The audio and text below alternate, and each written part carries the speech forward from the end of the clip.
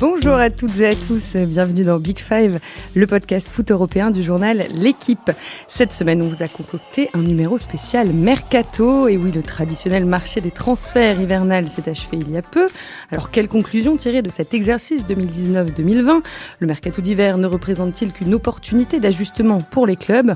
On va parler de nos amis anglais, bien sûr, très actifs comme d'habitude pendant ce Mercato. En France, Lyon et Monaco ont pas mal recruté également. On n'oubliera pas les grosses écuries européennes comme Dortmund ou l'Inter Milan, ni les stars bloquées à la maison. Et oui, malgré leurs envies de départ, Olivier Giroud et Edinson Cavani n'ont pas pu quitter leurs clubs respectifs. Et avec moi aujourd'hui pour ce programme chargé, 3 grands reporters de la rubrique foot du journal. Vincent Duluc pour commencer, qui revient nous voir après plus d'1 mois d'absence. Bonjour Vincent. Bonjour. Et puis je suis ravie d'accueillir pour la première fois Hervé Penaud, un autre spécialiste de l'Olympique Lyonnais. Bonjour Hervé. Bonjour, quel plaisir d'être surtout à côté de Vincent Duluc, c'est un grand moment. Et enfin celui qui a une affection toute particulière pour les transferts complète notre casting aujourd'hui. Bonjour François Verdonnet. Bonjour à tous. Et voilà, les présentations sont faites, vous avez le menu, maintenant on peut commencer. 880 millions d'euros, c'est la somme dépensée par les clubs des 5 grands championnats européens cet hiver sur le marché des transferts. Vous ne serez pas très surpris, j'imagine, mais notre chère Ligue 1 est la dernière du peloton avec 122 millions investis. Et le club qui a le plus animé ce mercato en France est sans doute l'Olympique Lyonnais. 4 joueurs sont arrivés dans le Rhône dernièrement, 2 milieux brésiliens, Guimarães et Camilo, et 2 attaquants, Toko Ekambi et Kadewere. Enfin, Kadewere, lui, est reparti en Normandie pour terminer la saison au Havre, en prêt. Donc, en tout, l'OL a donc dépensé 38 millions d'euros. Hervé, pour le coup, à Lyon, il était indispensable de recruter. Ah oui, il était indispensable de recruter parce qu'il faut bien se rendre compte qu'ils avaient perdu beaucoup de joueurs. Alors, ils ont perdu déjà 2 joueurs offensifs, qui étaient Reine Adelaide et Memphis Depay. Après, on sait que sur les côtés, du côté des latéraux, il y a aussi beaucoup de blessures. Koné n'était pas là, Dubois pas là non plus. Alors, ils ont essayé de faire au mieux, sachant en plus que les résultats obligeaient à un ajustement déjà en termes de niveau et de qualité de joueurs. Donc, ils ont fait d'abord des attaquants parce que c'était la nécessité de Rudy Garcia. Ils voulaient absolument remplacer les 2 joueurs offensifs qui s'étaient blessés. D'où l'arrivée de Toko Ekambi, qui était le premier choix. Ça a été le premier choix de départ. Et l'arrivée de Kadewere. Alors Kadewere, c'est une arrivée différée. Pourquoi ? Parce qu'entre-temps, Ryan Cherki a explosé lors d'un match à Toulouse. Et puis, durant le week-end, tout le monde s'est dit, si on fait venir Kadewere, on bloque Cherki. Et Cherki étant quand même un actif important de ce club, à un moment, il a fallu laisser une petite place à Cherki, une porte entrouverte. Et c'est pour ça qu'ils ont décidé de laisser au Havre le joueur zimbabwéen. Et puis après, le milieu défensif, évidemment, qui a été Bruno Guimarães. Le deuxième étant un deuxième joueur qui viendra d'abord pour le national. Et puis on verra un petit peu quel sera son niveau. Qui évolue en D2 brésilienne. Et Ryan Cherki. Et qui s'appelle Camilo. On n'a pas donné son nom. Si, je l'ai dit. Ah pardon, je suis désolé. Ça, c'est le problème de Vincent. Vincent, vous ne l'écoutez pas. Voilà. Il n'écoute jamais. Mais Lyon, ça ne m'intéresse pas, c'est pour ça. Non, je voulais quand même rappeler que Ryan Cherki, c'est donc un joueur formé au club, qui a 16 ans et là qui est en pleine bourre. Ah oui, c'est l'avenir du club. C'est l'avenir du club, mais c'est pas forcément le présent non plus. C'est-à-dire effectivement, il faut lui laisser l'espace et le temps de grandir, de s'exprimer, parce qu'il sera d'autant plus fort très vite qu'il aura eu du temps de jeu et l'expérience qu'il est en train de prendre. Mais il n'est pas capable d'assumer la pression d'être bon 2 fois par semaine en ce moment. C'est pas possible. On voit très bien qu'il peut être brillant sur quelques séquences, mais qu'il n'arrive pas à enchaîner. Mais heureusement qu'un joueur de 16 ans n'arrive pas à enchaîner. Et heureusement que, on va dire, les lois quasi traditionnelles du football et de la nature réunies nécessitent un peu de temps, font qu'il aura besoin du temps pour devenir un très grand joueur. Il est déjà un joueur important, il faut qu'il se développe, mais voilà, c'est pas lui qui peut remplacer Memphis Depay au match aller et au match retour contre la Juve. Lyon s'est quand même retrouvé au début de la trêve dans une situation rarissime, donc Hervé l'a dit, avec Memphis Depay et Reine Adelaide qui ont tous les 2 été blessés lors du même match et de la même façon, donc rupture des ligaments croisés, saison terminée pour les 2 joueurs a priori. Mais au début du mercato, les dirigeants de Lyon laissaient entendre qu'ils voulaient recruter peut-être des grosses pointures ou des joueurs d'expérience.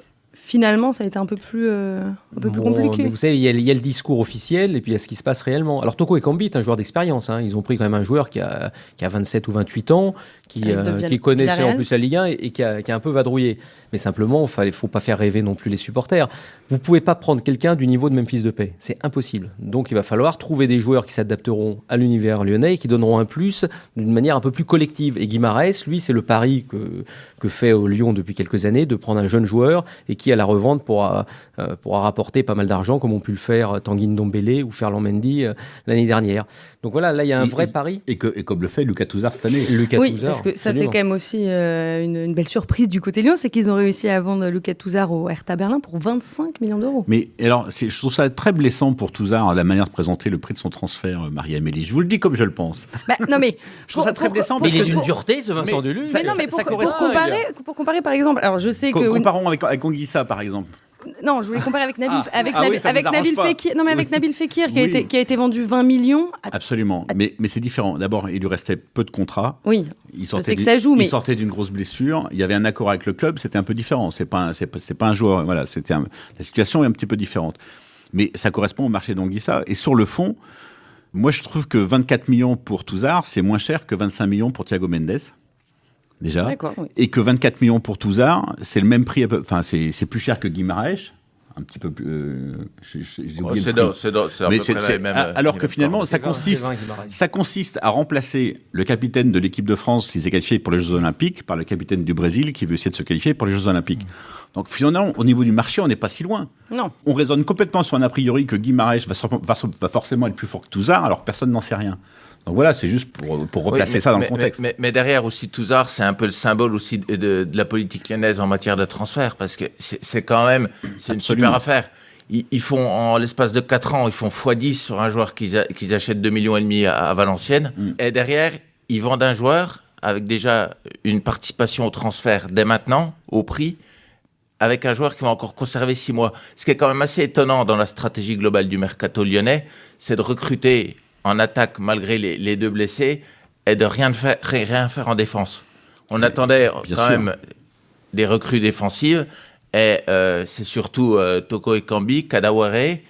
Non mais le but au départ, c'était pas des recrues défensives. Le but, la volonté d'abord, ça a été devant et côté gauche. Rudy Garcia voulait quand même un défenseur central jusqu'au bout. Oui, mais c'est le premier. Oui, mais ce qu'il voulait au départ, c'était quand même devant et un arrière gauche. Et à la fin, ce qu'il voulait, c'est un défenseur central. Ah bah bien sûr, parce qu'il voulait plus il pouvait avoir. Non mais plus il pouvait avoir. Bien sûr, il a demandé. Mais le problème du défenseur central, c'était pas si simple. Parce que bien sûr, il y a toujours l'idée de dire il nous faut un joueur. Très bien, mais il nous faut un joueur, mais pas prendre n'importe qui. Ils avaient travaillé sur Andersen l'année dernière. Tout le monde était d'accord sur le choix d'Andersen. Bruno Genesio était d'accord sur le choix d'Andersen. Tout le monde a été surpris par son niveau actuel sur ces 6 premiers mois. Ils ont mis 24 millions d'euros. Plus après des primes, etc. Ça peut monter à 30. Mais 24 millions, ça veut dire qu'on va trouver en quelques semaines ou en quelques jours le joueur que vous n'avez pas réussi à trouver l'année dernière, pourtant en l'ayant regardé et suivi très longuement. Oui, mais Hervé, tu trouves bien des attaquants alors que tu ne les cherchais pas, Toko Ekambi, Kadawere, alors que tu as quand même... T'es fourni en matière offensive à Lyon. On parlait de Cherki. Pas tant que ça. Il y a le petit Gouiri aussi, qui était quand même aussi un joueur qu'on voyait gros comme une maison, ne serait-ce qu'il y a encore un an. C'est un des plus gros espoirs, sans doute, du club et des jeunes en équipe de France. C'est aussi un international espoir. Il y a Moussa Dembélé, pour lequel ils ont fait aussi l'effort de le garder malgré certaines propositions. Oui, mais ils avaient besoin au moins d'un attaquant quand même. Mais sur Lyon, quand même, juste pour en finir sur Lyon, parce que peut-être j'imagine que Marie-Émilie qui veut passer à autre chose. Il va falloir qu'on change de club. Pour finir sur Lyon, il y a un vrai problème de politique sportive au niveau de la défense centrale, parce qu'effectivement, Andersen, Lyon n'en a pas pour son argent. Et le troisième au plus gros salaire de l'équipe, c'est Mapou Yangambiwa, qui est plus un joueur de foot depuis 2 ans. Donc ça pose des problèmes de politique sportive au sens large quand même. Tout à fait. Ce qui nous donnera certainement l'occasion de faire un épisode génial de Big Five sur Lyon. On pourrait parler de Lyon un petit peu là. Non, maintenant on va parler de l'AS Monaco, Hervé. Avec plaisir. Parce qu'à Monaco ça a aussi pas mal bougé, mais c'est complètement différent. Le vice-président, Oleg Petrov poursuit la politique d'intense recrutement du club, si je puis dire. 5 joueurs sont arrivés sur le rocher cet hiver. Tchouaméni, Marcelin, Rolré, Pavlovic et Madjeki, pour un total de 62 millions d'euros. Cet épisode va être une façon d'exercer tous mes accents différents, je pense. Et donc maintenant, la SM compte plus de 70 contrats professionnels. 76, très exactement, François. Quelle est la logique de ce recrutement pléthorique ? Aujourd'hui, c'est plus l'AS Monaco, c'est l'AS Mercato. Voilà. Il n'y a plus aucune logique sportive, c'est une logique de business, 100% business, avec des joueurs qui sont recrutés. Il y a 5 joueurs qui ont été recrutés, que vous venez de citer, pour en gros plus de 60 millions d'euros. Et des joueurs quasiment surpayés pour certains. Parce que Tchouaméni, quasiment 20 millions d'euros à Bordeaux. Ensuite, Fofana, 15 millions d'euros à Strasbourg. certains joueurs, le petit Marcelin, 10 millions d'euros. Quand tu dis qu'ils sont surpayés, c'est le montant de leur transfert qui est surévalué. Oui, surévalué. Là, on est totalement dans une politique de trading qui va mener Monaco à sa perte. Parce que c'est injouable de gérer autant de contrats, ne serait-ce qu'en faisant des prêts. Mais il n'y a plus de logique quand il y a un club comme Monaco qui cherche à se maintenir, ou voire même maintenant doit se maintenir et aller conquérir la Ligue des Champions. Il n'y a plus aucun joueur d'expérience. Ce mercato, c'est même pas un mercato de correction, c'est un mercato c'est un mercato à la boussole. Et sachant que tu l'évoques, Monaco vit une saison assez délicate. Ils sont 13e au classement après 22 journées. Robert Moreno n'a toujours pas gagné en championnat. Et du coup, on aurait pu s'attendre à ce qu'ils veuillent renforcer l'équipe ou aller chercher l'expérience, et ils l'ont pas du tout fait. Non, mais justement, c'est là où on voit que ce mercato ne rime à rien, sinon à faire des choix mercantiles. Ils ont réussi à garder Slimani quand même, Mais ils ont réussi à le garder. Personne ne l'a pris. Voilà. Ils ont surtout pas réussi à le caser. Voilà. J'ai essayé de trouver une note positive. Mais derrière, aujourd'hui, Monaco, sur le mercato d'hiver, c'est la moitié en valeur absolue du mercato d'hiver en France. Et entre Lyon et le mercato d'hiver en France, c'est en gros 120 millions d'euros. Tout à fait, 122 millions. 122 millions, il y en a 62 à Monaco et 38, on le disait, à Lyon. Mais d'ailleurs, Monaco est le club à lui seul qui explique cette incongruité. C'est qu'on est un des rares championnats européens qui, pendant le mercato, a plus dépensé qu'il n'a vendu. Tout à fait. Et ça tient uniquement à ce qu'a fait Monaco. Mais alors, puisque la différence doit être de 60 millions à peu près. Ce qui est drôle dans ce mercato de Monaco, c'est que vous avez quand même pris 2-3 bons joueurs. Par exemple, Tchouaméni ou Fofana. Fofana, c'est une bonne pioche. Alors c'est très cher, évidemment, c'est une bonne pioche. Mais là où je rejoins, c'est qu'on se retrouve avec un effectif complètement disparate. Ça n'a aucun sens. En fait, il n'y a pas une politique. Si, le sens est simple. Le sens, c'est un jour, on va les revendre, on les revendra à 50 millions d'euros. Donc, oui, on prendra un paquet de blé. Alors que c'était peut-être pas la nécessité aujourd'hui. Alors, sur l'expérience, il faut se méfier parce que c'est à double tranchant, parce qu'il y a beaucoup de joueurs d'expérience quand même à Monaco. Quand vous avez dans les buts un gardien qui a quand même une expérience de la Liga assez importante, Glick, c'est l'expérience, il en a à vendre. Fabrias, il a plus de jambes, mais il a de l'expérience. Et puis devant, même Ben Yedder, c'est un joueur d'expérience. Oui, mais c'est des joueurs d'expérience qui sont usés aussi. Pas tous. On peut faire tous les joueurs, mais 76, ça va être long quand même. Non, mais ce que je veux dire par là, c'est plus une question d'âge, mais ni une question d'expérience, c'est une question de niveau. Le problème est là. Et puis alors, je trouve, parce que ça c'est aussi important, ils ont fait venir un entraîneur qui lui, alors c'est pas le mercato, mais d'une certaine manière on y est un petit peu, c'est pas l'achat de joueurs, mais c'est le renouvellement de l'entraîneur, avec un entraîneur où il y a très peu de cohérence de prendre quelqu'un qui n'a jamais entraîné et qui en plus n'est pas français, qui ne connaît pas le championnat de France. On se retrouve un peu dans le système Thierry Henry. Ça peut marcher, je dis pas que ça ne marchera pas, mais il y a une prise de risque maximale. Parce que tu veux que Jardim revienne en fait, toi. Moi, je suis pour le retour de Jardim, ce qui pourrait faire monter un petit peu plus encore le prix de Monaco. Bon, avant de refermer ce chapitre français, un petit mot quand même sur le leader du championnat. C'est qui Mercato plutôt calme du côté de la capitale, Hervé. Même si, évidemment, un dossier en particulier a beaucoup fait parler, celui d'Edinson Cavani, mais finalement, il est resté à Paris. Le PSG et l'Atlético n'ont pas réussi à s'entendre pour réaliser son transfert en Espagne. Alors, l'été dernier, on s'en souvient, Neymar voulait lui aussi partir du PSG pour retourner au Barça. Et dans les deux cas, on a l'impression que la direction parisienne a été plutôt ferme. Est-ce que, selon vous, l'institution Paris Saint-Germain sort grandie de cette négociation âpre avec l'Atlético ? Déjà, sur le mercato du PSG, il faut souligner une chose par rapport au Qatar. C'est la première fois, marché d'hiver et d'été confondus, que Paris ne recrute aucun joueur. Il n'y a aucun départ, il n'y a aucun achat. Voilà. Et d'ailleurs, c'est la première fois même dans le cadre du mercato d'hiver en France que les deux premiers du championnat ne vendent pas et n'achètent pas. Voilà. Après, pour revenir sur l'analyse du mercato parisien, de la situation de Cavani, de l'institution, on le voit encore aujourd'hui avec ce qui vient de se passer entre Tourelle et Mbappé, c'est que l'institution reprend du poil de la bête. Oui. C'est-à-dire que maintenant, c'est nous qui fixons les conditions. Voilà, c'est plus les joueurs qui dirigent, que ça soit dans le sens des départs ou des arrivées, et au niveau de l'équipe. Voilà. Donc Leonardo a imprimé sa marque au niveau des ventes. Ouais, c'est Leonardo particulièrement qui se trouve renforcé. Tout à fait. On l'a vu avec Neymar cet été. Voilà, tu peux partir, mais ça a nos conditions. on l'a vu avec Cavani cet hiver, tu peux partir, Pareil. mais c'est à nos conditions. Et c'est pas vous qui allez jouer la musique ou qui allez dicter votre loi, c'est nous qui imprimons la marque et la force du club. À nos conditions et à celle aussi de Cavani. Il ne fallait pas l'oublier. Parce que visiblement, du côté de l'Atlético, ils n'ont pas particulièrement apprécié la manière dont lui aussi voulait venir à l'Atlético. Parce qu'il a demandé beaucoup d'argent. Et c'était un gros transfert. C'était plutôt son entourage, non, qui demandait Ah, mais non, lui, particulièrement d'argent. Mais ce qu'il faut considérer, en fait, c'est assez classique. Plus que lui, parce que lui avait accepté de baisser son salaire par rapport à, Non, mais à son, mais au son Paris. entourage, c'est lui. Faut pas Non, l'oublier. non, mais Oui. Il n'y a pas de dédoublement de personnalité sur Cavani. C'est-à-dire que son agent ne demande pas de l'argent que Cavani ne voudrait pas. Son agent, c'est son demi-frère. Exactement. Mais Déjà. c'est pas pour ça. Il Non, faudrait mais avoir chacun leur si vie. lui accepte de baisser son salaire, Non, mais il est obligé, c'est de toute qu'il façon. consent un Non, mais effort. il est obligé de baisser son salaire parce qu'il n'y a pas un club au monde qui va le prendre pour le Oui. tarif d'aujourd'hui. Ça, c'est pas possible. Mais par contre, comme il le lisse, puisqu'il va prendre un contrat de 2 ans et demi, ça lui permet de baisser son salaire et d'avoir toujours un beau salaire et au final une bonne somme. Mais entre la prime et la signature, le salaire qu'il demandait, à l'Atlético, il ne pouvait pas. Il faut savoir en plus que l'Atlético Madrid n'a pas d'argent. Ça a été un souci. Ils l'ont fait sur le coup de Guimarães avec Lyon. Ils n'ont pas pu renchérir sur Lyon, sur Guimarães, parce qu'ils n'ont pas d'argent. Donc on savait déjà c'était un peu tendu. Alors si en plus les conditions sont absolument incroyables demandées par la famille Cavani, donc tout le monde est resté à la maison. Mais il y a aussi, on oublie souvent quelque chose au sujet de Cavani, c'est un joueur qui va avoir 33 ans, qui a un salaire de 18 millions d'euros brut par an au PSG, et qui aimerait rester sur les mêmes bases. C'est impossible. Avec une durée de contrat de 2 ans et demi, comme il réclamait, ou 3 ans et demi, c'est injouable. Même des grands clubs anglais pourront pas s'aligner sur un contrat de l'ordre de 18 ou 20 millions d'euros avec une prime à la signature. Aujourd'hui, et je pense que Cavani, il vient de voir un peu la réalité du marché, de la situation. Et je pense aussi que son entourage, et son frère, son demi-frère agent, à tester un peu le marché durant ce mercato d'hiver pour voir ce qu'il pourrait demander éventuellement.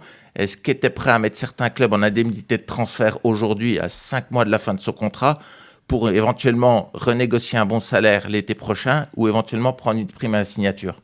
Mais moi, je l'interprète comme un test aussi, ce marché d'hiver au sujet de Cavani.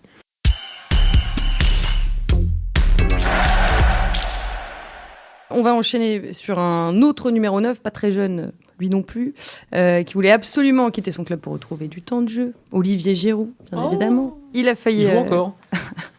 Il a failli rejoindre l'Inter Milan, mais son club de Chelsea en a décidé autrement. C'est vraiment ça qui a fait blocage, Vincent ? Oui, moi j'étais présent à Chelsea dans les premiers jours de janvier. On avait posé la question en conf de presse à Frank Lampard. C'était le soir de Chelsea-Nottingham Forest en Cup. C'était le 5 ou le 6 janvier. Et Lampard avait répondu très clairement qu'effectivement Giroud pourrait partir, mais seulement s'il trouvait son remplaçant. Et il n'a pas trouvé son remplaçant. Tammy Abraham, qui est le titulaire, s'est légèrement blessé. Il a eu un peu de mal à enchaîner les matchs. Donc... il n'a pas voulu du tout se fragiliser dans cette zone. Et oui, c'est pas une bonne nouvelle pour Giroud. Mais Giroud s'était mis d'accord avec l'Inter Milan ? Je pense que Giroud s'était mis d'accord avec Antonio Conte. Je suis pas certain que Giroud soit mis d'accord avec complètement l'Inter de Milan. C'est-à-dire que visiblement, à l'Inter, tous les dirigeants étaient pas aussi fans de Giroud que l'était Conte. Mais Conte est un fan assez relatif, parce que... Conte avait un peu sauvé Giroud en sortant d'Arsenal 6 mois avant la Coupe du Monde 2018, ce qui était une bonne nouvelle pour l'équipe de France, mais il l'avait très peu fait jouer. Il le faisait jouer en Ligue Europa, mais en championnat, il n'était pas régulièrement titulaire. Et du coup, tu parles de l'équipe de France. C'est une mauvaise nouvelle pour les Bleus que Giroud reste à Chelsea ? C'est pas une bonne nouvelle, mais l'Inter, c'était pas forcément une solution.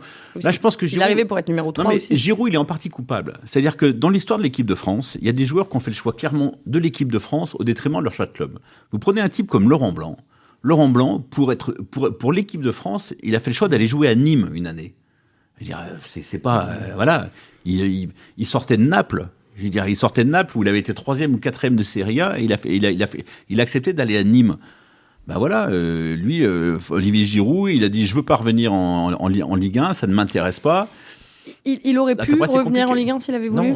Non, mais il aurait pu. Il aurait pu s'il avait fait un effort sur son salaire. S'il avait considéré que l'équipe de France était plus important que son premier contrat, que son prochain contrat, ben il serait revenu. Là, il prend un risque. Parce qu'on a parlé de Bordeaux, de Lyon, de Montpellier. Le problème, c'est qu'il y avait peu de clubs susceptibles de l'accueillir. Parce qu'on se rend compte avec les comptes de Marseille, alors là, pour le coup, c'est impossible. Ils n'ont pas d'argent. Eux, au contraire, s'ils peuvent tout vendre, ils vendent tout dès demain matin. Lyon, c'était compliqué parce que ça voulait dire bloquer peut-être un joueur comme Dembélé. Et alors là, quand on voit que Dembélé, il est en feu, et puis c'est l'attaquant numéro 1 de ce Lyon-là qu'il vendra après, par la suite, est très cher. Donc ça paraissait aussi compliqué parce qu'il avait un minimum de salaire quand même. Parce que même s'il baisse son salaire, ça reste un salaire immense pour un club français. Finalement, le club qui aurait pu être susceptible de le prendre, pourquoi pas, c'est un club comme le Paris Saint-Germain.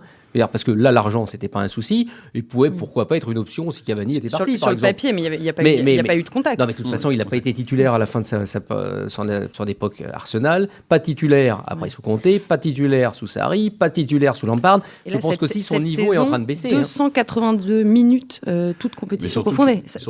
Ça fait à peine plus de 3 matchs pleins. Mais surtout, il n'a pas été titulaire depuis je crois, le 3 décembre contre West Ham, si je dis pas de bêtises. Où en plus il avait été très mauvais, il avait joué qu'une heure. Mais après, c'est pas la peine de faire peur aux gens ni de leur mentir. Les chances qu'il y a l'Euro sont à peu près de 99,8%. Mais voilà. Qu'il joue, c'est encore autre chose. Mais il jouera et puis il ira. Mais il y a zéro suspense. Sur quelle planète tu penses qu'il y a zéro suspense? Mais évidemment, mais dans quelle planète vous pensez que Didier Deschamps il va pas prendre Olivier Giroud? Jamais ça n'arrivera. Parce qu'au mois de novembre, il a commencé à dire... Évidemment, pour lui mettre la pression. D'abord, il l'a fait pour 2 raisons. 1, pour lui mettre la pression, pour lui dire « change de club, fais un effort, fais ça pour nous ». Et l'autre raison, c'est... Publiquement, c'est quand même très compliqué de se soutenir si tu joues pas plus. Tu me fais passer pour un con. Oui, parce que c'était quand même le mantra parle du temps de jeu, je parle de la compétitivité, etc. Ouais. Mais c'est une manière d'ouvrir le parapluie. Mais évidemment qu'il va aller à l'Euro, Olivier Giroud. Mais la question ne se pose pas. Y aller, c'est une chose. Rester un titulaire indiscutable de cette équipe, c'en est une autre. C'est quand même une interrogation qu'on peut avoir sur son niveau de jeu, parce qu'on a l'impression quand même qu'il baisse. On l'aurait eu dans tous les cas. Mais s'il avait joué, ça aurait été différent. Dans tous les cas, on allait réfléchir au duo Griezmann-Mbappé. Est-ce que Mbappé va se recentrer? Depuis la Coupe du Monde 2018, il y a eu des rassemblements où Olivier Giroud était là, où il a été remplaçant, et où Didier Deschamps a aligné Mbappé dans l'axe. Et le premier match de la Coupe du Monde. Donc de toute façon, ça aurait pu arriver.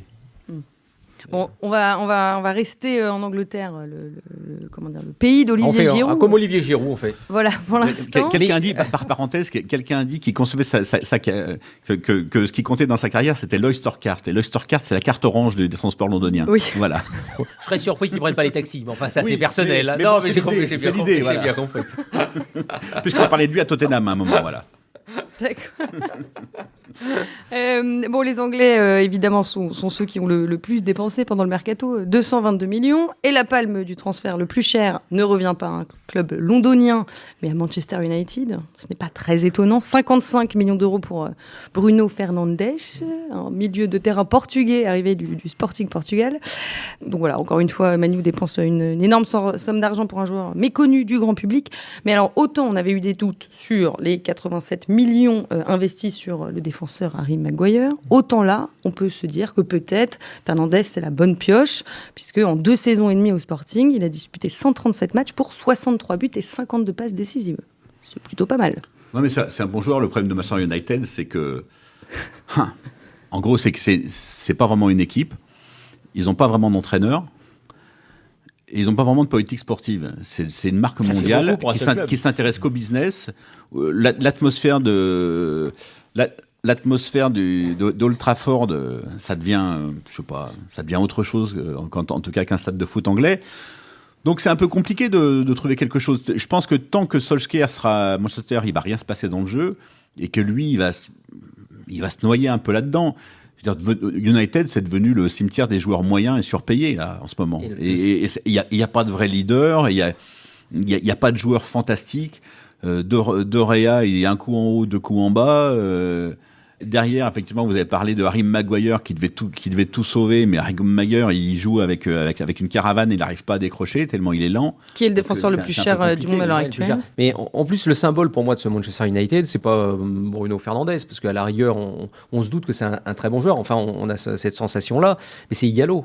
Parce que prendre Ighalo comme ça en fin de mercato, alors que c'est un joueur qui était en Chine, qui déjà, quand il jouait à Watford, c'était pas un mauvais joueur, mais enfin, c'est un bon joueur. Mais quand vous en êtes arrivé à prendre Ighalo pour sauver l'attaque de Manchester United, ou en tout cas en faire un remplaçant de bon niveau, il y a un problème. Parce qu'Ighalo, c'est quand même pas le niveau de Manchester United.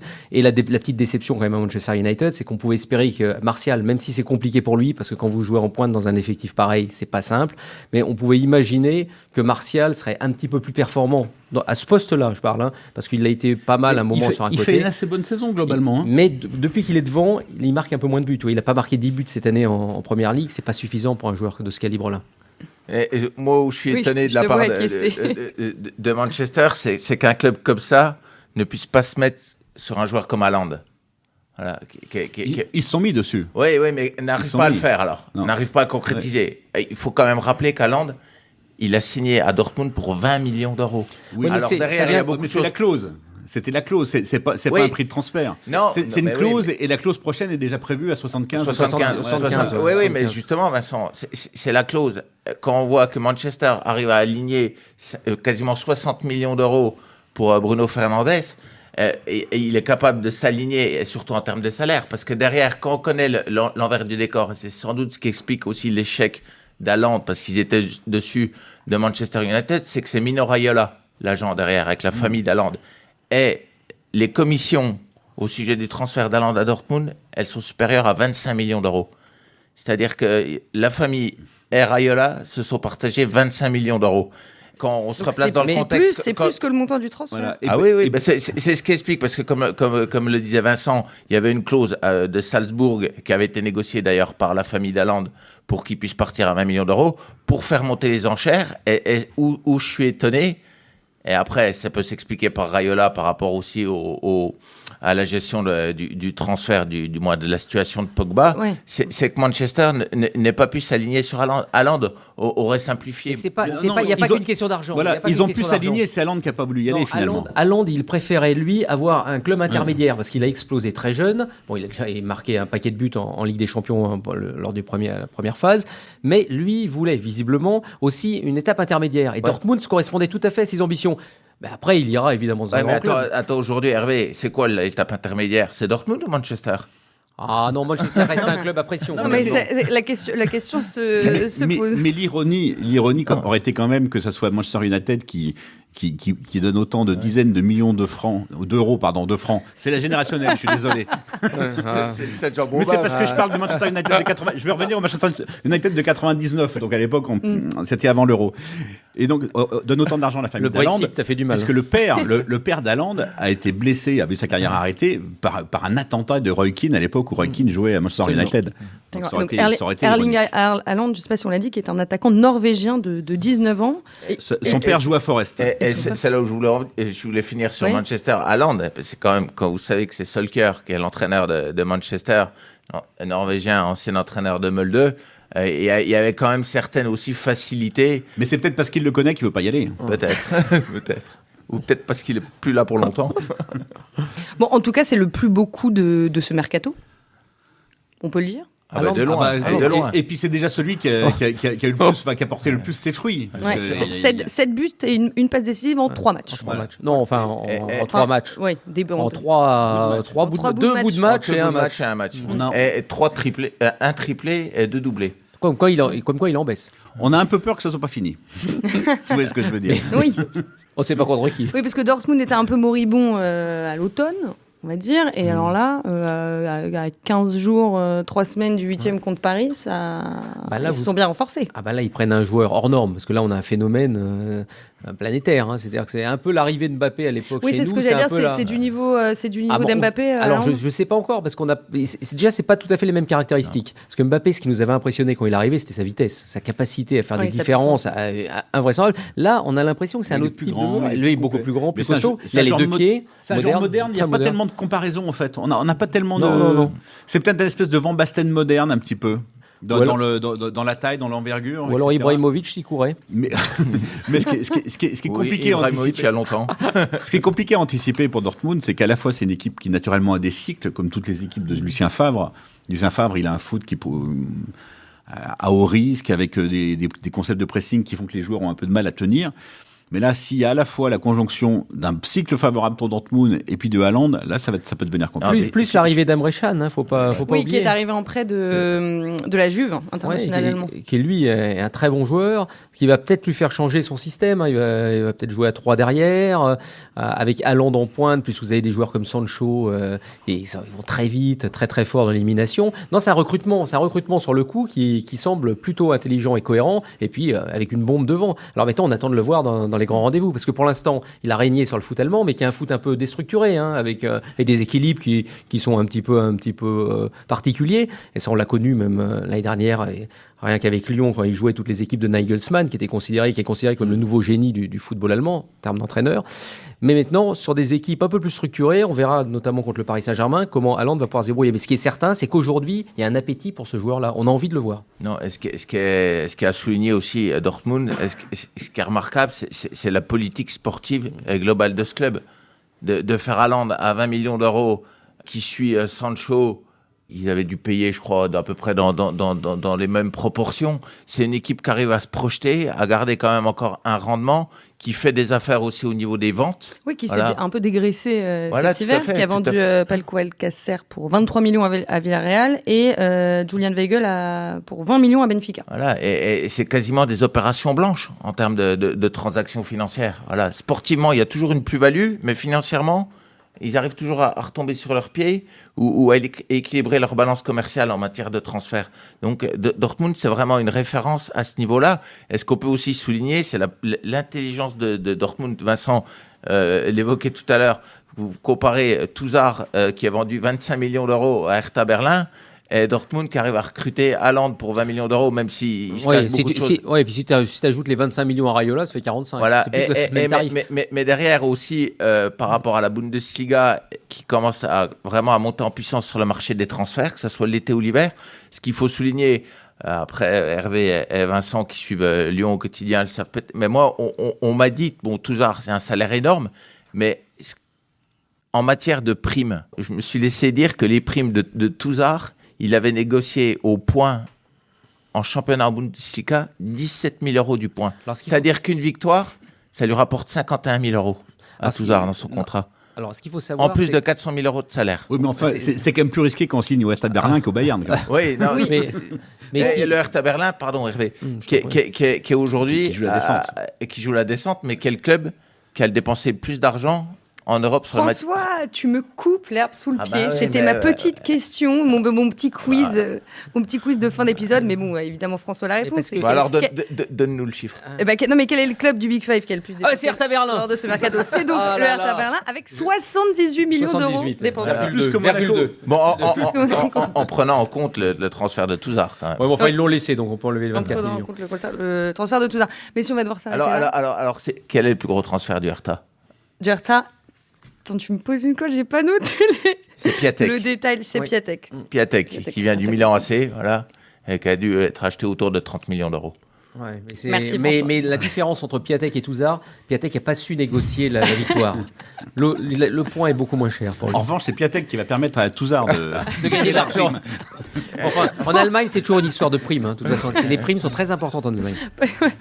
Allez, on s'arrête là, on est en train d'exploser les timings. Merci à tous les trois, Hervé Penaud, Vincent Duluc et François Verdonnet. Merci aussi à notre collègue Jean Lebaille, dont le travail sur le mercato m'a beaucoup aidé à préparer merci Jean. Cet épisode. Merci à mes chers collègues, bien évidemment, Louis Godefroy et Roland Richard. Et chers auditeurs, je vous retrouve la semaine prochaine. À très vite.